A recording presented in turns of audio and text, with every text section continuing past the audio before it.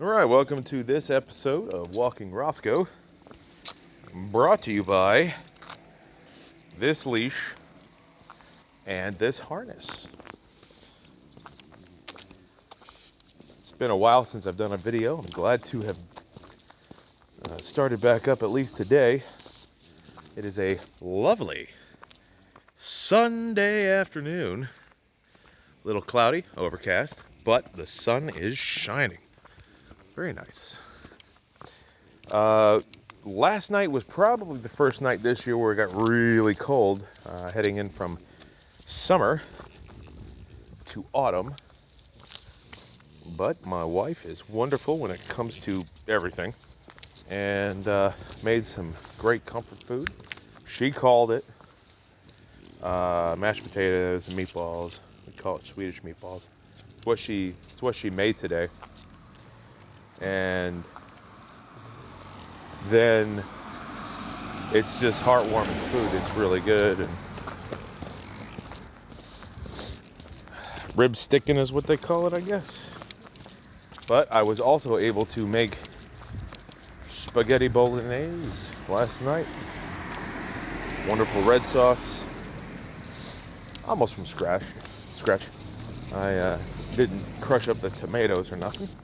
Although I can make a good sauce. It would take a few hours, however. Basically took a base red sauce.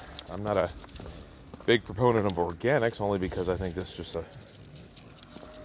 it's a fraud.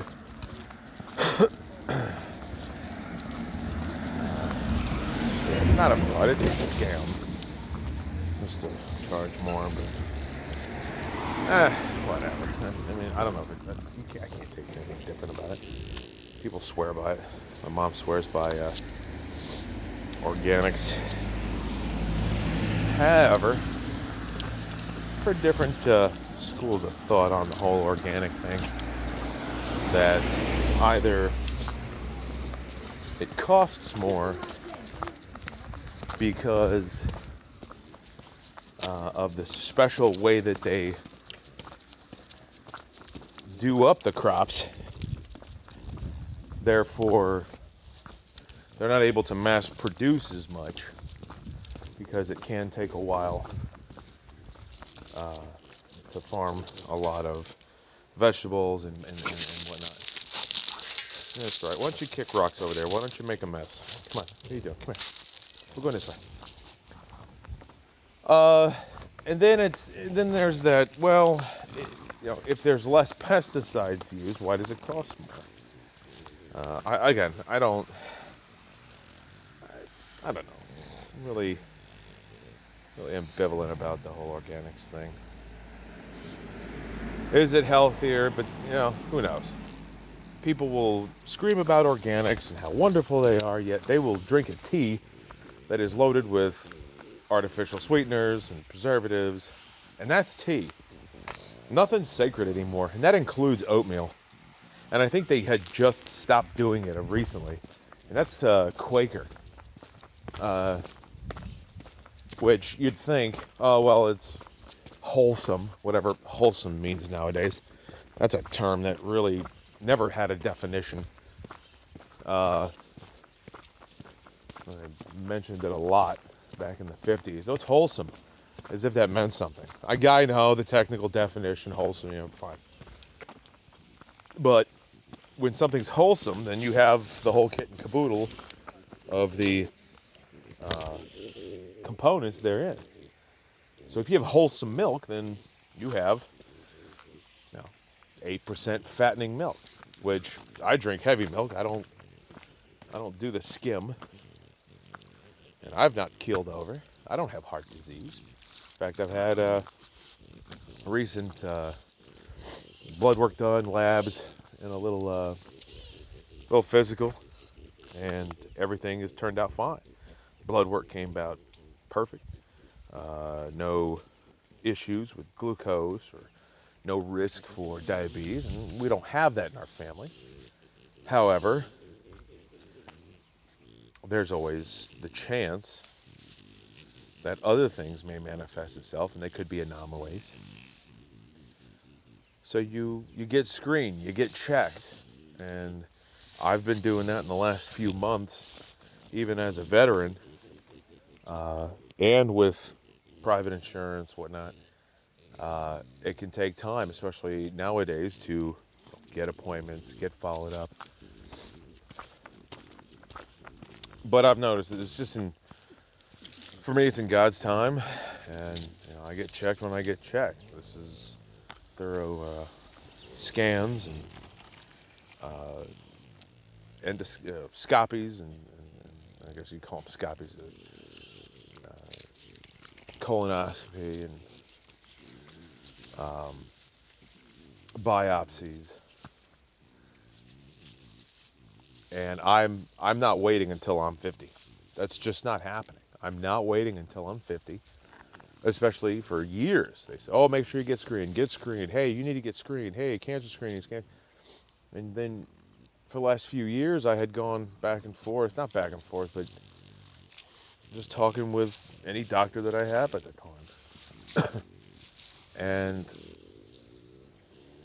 a few years back, they said, well, you don't hit enough indication that you would need a scan of things. Well, what does that mean? Well, it means that there's a criteria before you can get a scan of anything, and that's just for one body section or part of maybe your lungs, whatever it is.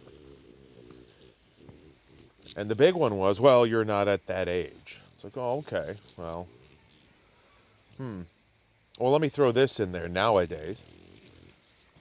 After finding out, after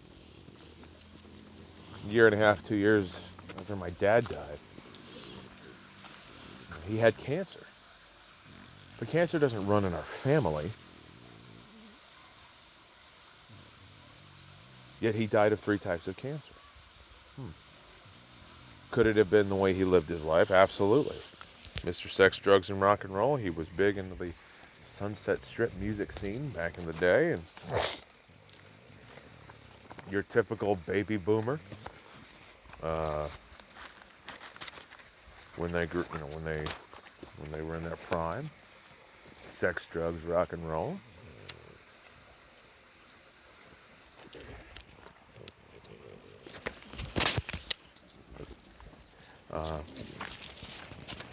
The man could have lived easily into his 80s,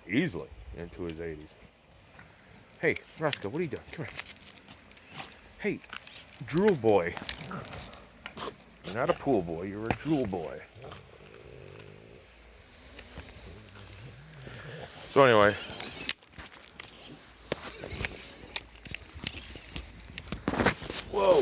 whoa there, doggy. So there's one indication. And again, cancer doesn't run in immediate family bloodlines on my mom's side, on my late dad's side, and in any of their branches. Yet, it happened. So, you take a look at folks like Christopher Reeve, his wife, who had died of lung cancer, but she never smoked. She didn't have any risky behavior. It's an anomaly. It's a one-off. It happens. But how do you get checked for that? Well, if you don't have any indications, what do you go off of? After giving the doctor the types of cancer that Dad had died from, well, then there's a little more pinpointing. It's a more specific vector when it comes to getting checked, getting screened. What are you looking for? Areas to check. Okay, you go from there. There's still more to be done.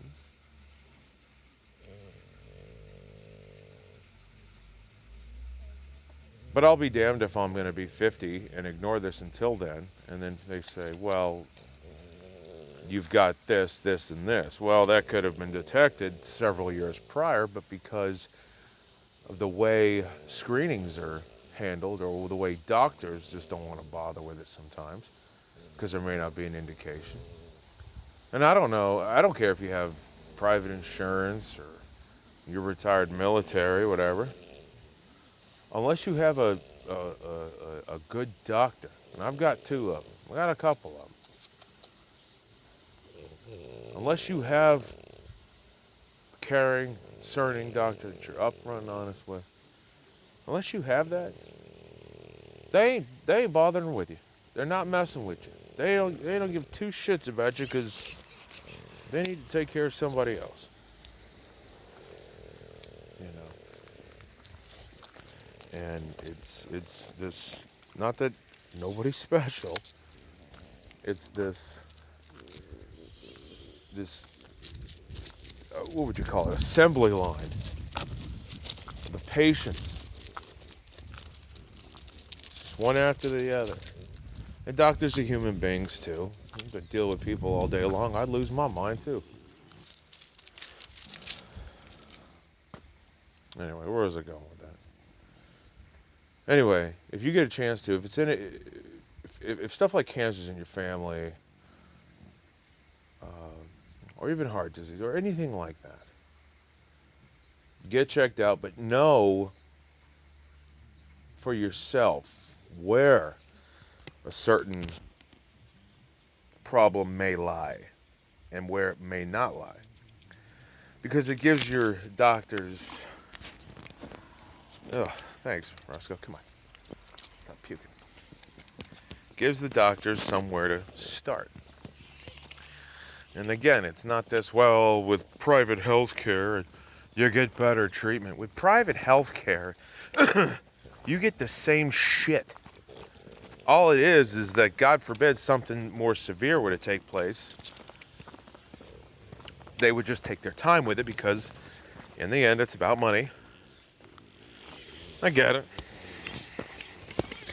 And it's not that the people in the medical field don't care. They do. They absolutely can care. You know, money doesn't make things better. Hell, take a look at the gentleman that played the Black Panther in the Marvel movies. Dude was in his early 40s, and just died from cancer. I think it was prostate. Somebody may correct me in the comments. It's fine, but the bottom line is that he had all the money he'd ever need. He had all the Hollywood prestige and advantages. I'm not going to call it privilege because it's not privilege. He earned his living. It's an advantage. But he also,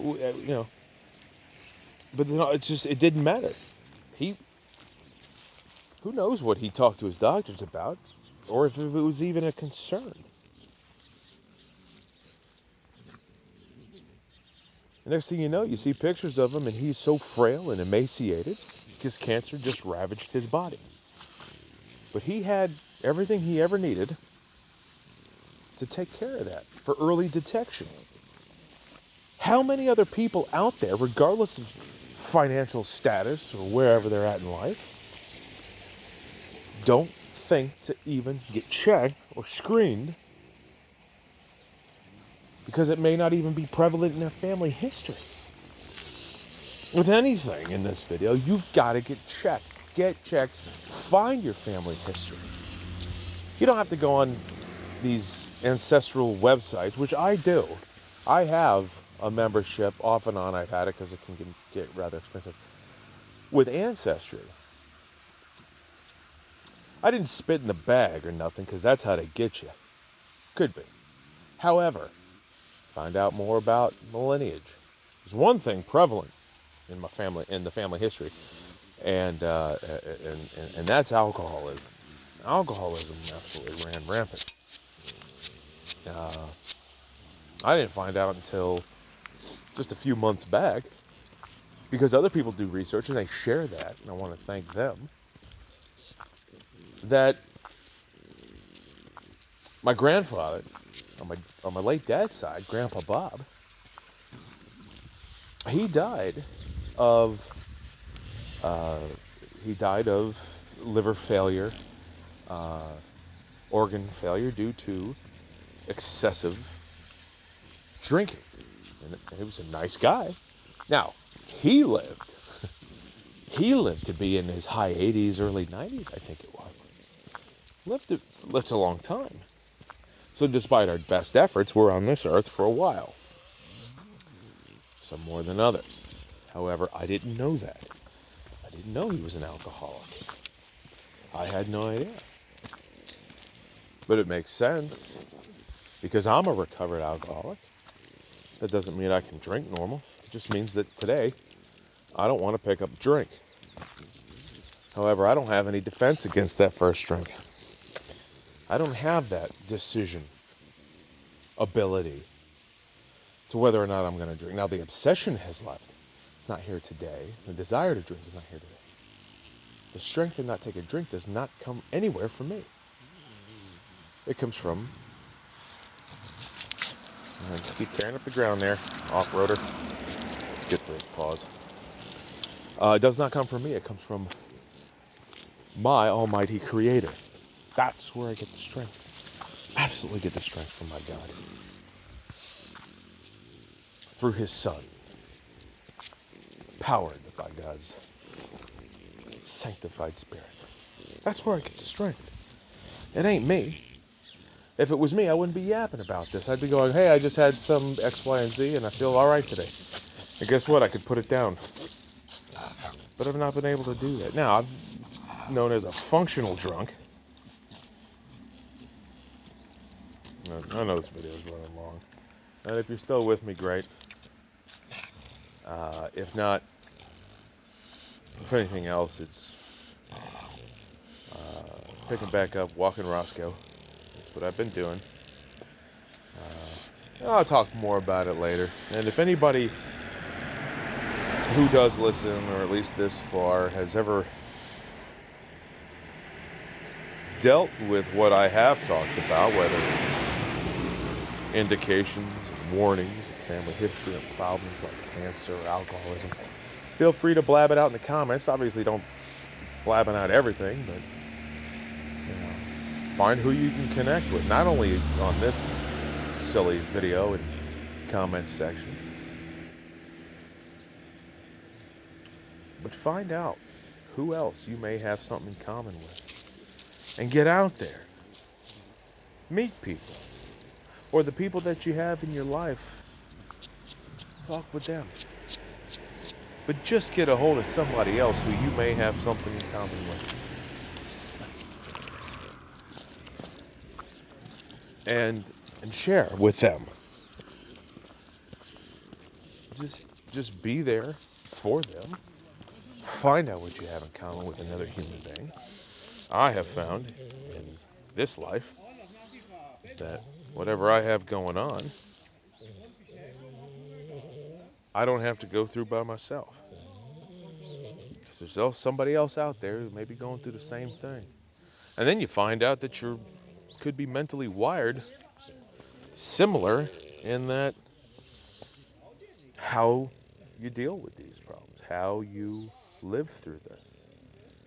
Next thing you know, you have two people who support each other just by talking. When you reach out, you're able to serve another human being. Just by being there, just by being willing, just by being present. But all that doesn't even start to happen or manifest itself until you reach out and get past yourself and talk to other folks. And it's just an amazing thing. It's just an amazing thing. Anyway, we'll leave it here for now. We get Roscoe over here to tell folks to see you later. What are you checking at? There he is. Hey, handsome boy, come here. Alright, there is our Roscoe. Enjoy the walk, mister. We're going to walk back to the house, which means I'm probably going to have to carry him. Anyway, you all take it easy and have a great day. The rest of the day, what's that you have today? Give yourself permission to be a human being and give others grace and patience to be human beings also. All right. Be talking at y'all later.